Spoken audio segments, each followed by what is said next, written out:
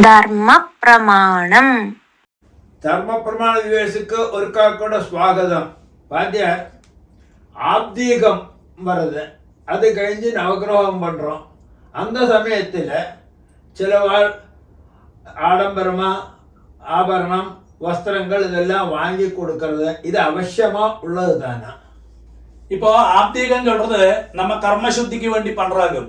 அதாவது கர்மத்துல பூர்ண சுத்தி கிடைச்சா மாத்திரம்தான் நமக்கு தொடர்ந்து கோவிலானாலும் எல்லா കാര്യങ്ങളിലും தொடர்ந்து கோவிலுக்குள்ள போக பറ്റുம்.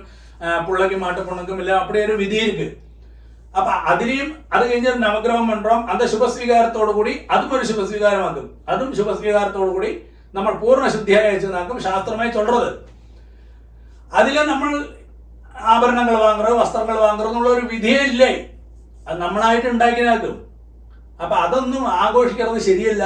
ഞാൻ എപ്പോഴുമേ ചൊല്ലുവേൻ, എന്നെ കഴിഞ്ഞാൽ നന്ന വയസ്സായി ശതാഭിഷേകം കരാഭിഷേകം കഴിഞ്ഞ് ഒരു മരണം അടഞ്ഞു കഴിഞ്ഞാൽ അത് പണ്ട് ഒരു കല്യാണം മാതിരി വരുവോ അന്ത ഒക്കേഷനിൽ നിറയെ വസ്ത്രങ്ങൾക്കും ബുദ്ധിമുട്ടിരുന്നത് ഇല്ല, ആഭരണങ്ങൾക്കും അന്ത കാലത്തിൽ ബുദ്ധിമുട്ടിരുന്നത്, ആഭരണങ്ങളെല്ലാം ரொம்ப വില കമ്മിயாக இருந்தது.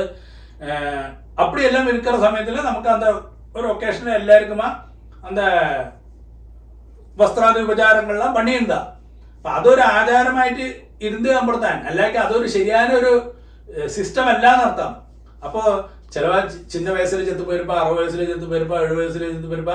അപ്പൊ ഇന്ത മരണങ്ങൾക്കെല്ലാം ആബ്ദീകത്തന്നെങ്കിലും വസ്ത്രങ്ങൾ വാങ്ങുന്നത് ആഭരണങ്ങൾ വാങ്ങുന്നതെല്ലാം തെറ്റായ കാര്യമാക്കും.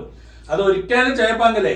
അപ്പൊ ആബ്ദീകമല്ല, അവ കർമ്മശുദ്ധിക്ക് അതൊരു വൈദികമായിട്ട് ഇതാ നടത്തലാം. അതാ ശരിയായ വിധിയും ശാസ്ത്രവും.